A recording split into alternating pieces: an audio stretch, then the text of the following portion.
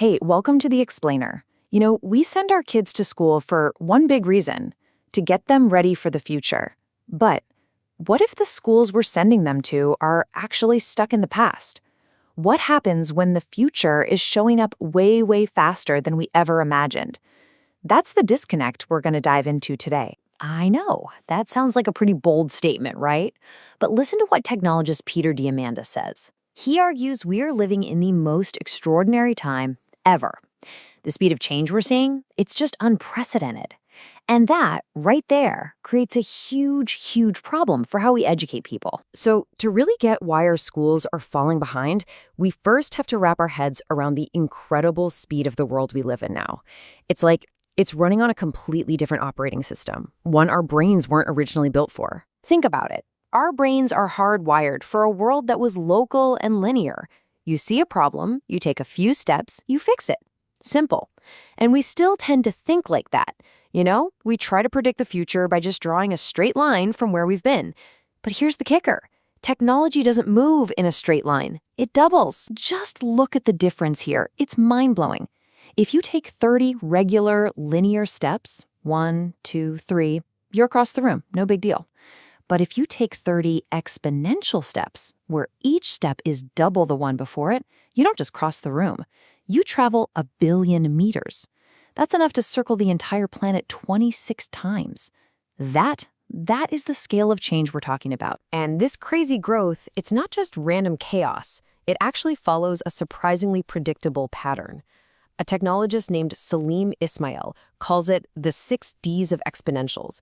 And once you understand this framework, you can start to see how these technologies just explode onto the scene. This is such a cool framework because it maps out the whole life cycle. Let's take the digital camera as a perfect example. First, it gets digitalized. Then, for a while, its growth is deceptive. It's so slow at first that Kodak, the company that actually invented it, basically ignored it.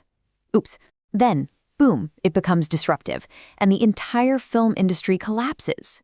Pretty soon after, it dematerializes, disappearing right into our phones. Then it's demonetized, taking photos becomes free. And finally, it's democratized, putting a super powerful camera into, billions of pockets around the globe. Okay, so you've got this world that's just blasting off on this exponential rocket ship. And then you have our schools. Where are they in all this?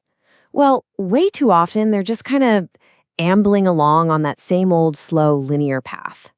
The difference between the two is it's staggering. I mean, just look at this timeline for a second. It took us almost 4,500 years to go from inventing basic clay pipes to getting the printing press.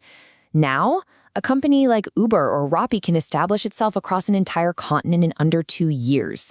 The speed of innovation has completely, totally disconnected from anything we've ever seen before. And yet, so many of our classrooms still look like they were designed for the Industrial Revolution. And you know why? Because they were. This whole system, a teacher at the front lecturing, subjects all taught in their own little boxes, it was built for a different era. Its goal was to produce workers for factories for a world that was predictable. Knowledge was something static, something the teacher had and poured into you from a textbook. And because of this huge mismatch, some thinkers are saying, hey, we need to go deeper. We need to question the very foundations of what we're teaching. They're pushing us to take a hard look at these structures we've inherited, which are often very Eurocentric, and ask a really tough question. Is the knowledge we're passing on actually what our kids need for the world they're going to live in?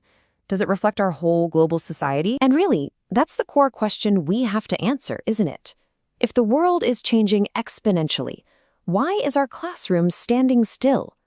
It feels like we're trying to run a 19th century operating system to get kids ready for a 21st century world of AI and robotics and instant global connection. It just doesn't compute. So what's the answer? Is there an alternative? Yes, and a new vision for learning is starting to take shape. But let me be clear, this isn't about just throwing a few laptops into the same old classroom. No, this is about changing the entire model from the ground up. This is so important. We're talking about something called integrated STEM education.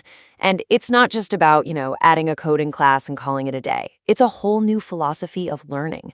The idea is to break down those walls between subjects. You use science, technology, engineering, and math as a toolkit, as a lens to understand everything else: history, art, you name it.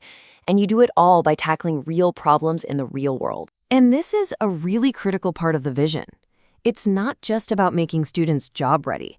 A core principle here is to tackle inequality head on. It's about designing education in a way that actively tries to close the gaps, to give everyone a fair shot. If you look at the data, for example, from Latin America, you see this really clearly. Women have made great strides in life sciences, which is awesome. But in those super high-growth fields like engineering and technology, their participation is still way too low. And frankly, that's a talent gap we just can't afford to have. In fact, one of the key documents for this STEM framework in Latin America puts it right out there. It says this approach is specifically designed to impact the closing of social and gender gaps. So, you see, equity isn't just a nice-to-have or an afterthought. It's baked right into the DNA of this new model. All right, so how does this all work in a real classroom? What's the engine that drives it? Well, it all comes down to totally rethinking what we mean by the word engineering. Most of us think of engineering as this super specialized job for a few people who are just brilliant at math, right? We need to ditch that idea. The new thinking is that engineering is actually a mindset.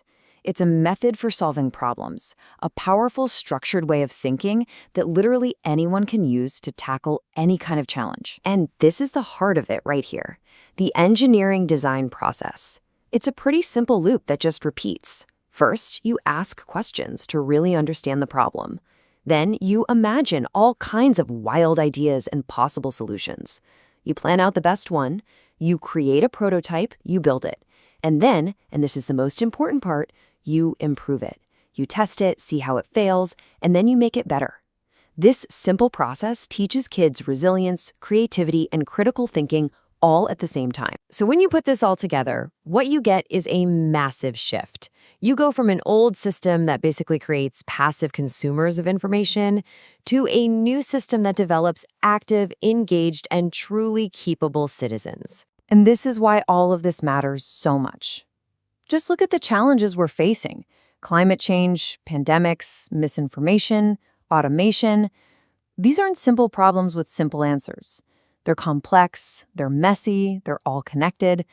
To solve them, we need citizens who can think across different subjects, who can analyze data, who can approach a problem creatively.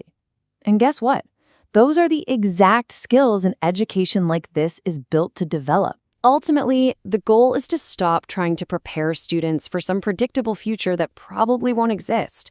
Instead, we need to give them the tools to navigate and even help create a future that is, by its very nature, unpredictable. It's all about giving them agency. So, what's the big takeaway here? It's pretty simple, really. Our world has changed. It's gone exponential. But our schools, for the most part, haven't kept up. They're still linear. And that gap is becoming dangerous. This new vision, this idea of learning centered on integrated problem solving, it's not just a nice idea anymore. It's an absolute necessity. Because here's the bottom line. The world is not going to stop changing. It's not going to slow down for us. So the only real question left is, are we preparing students who can change right along with it?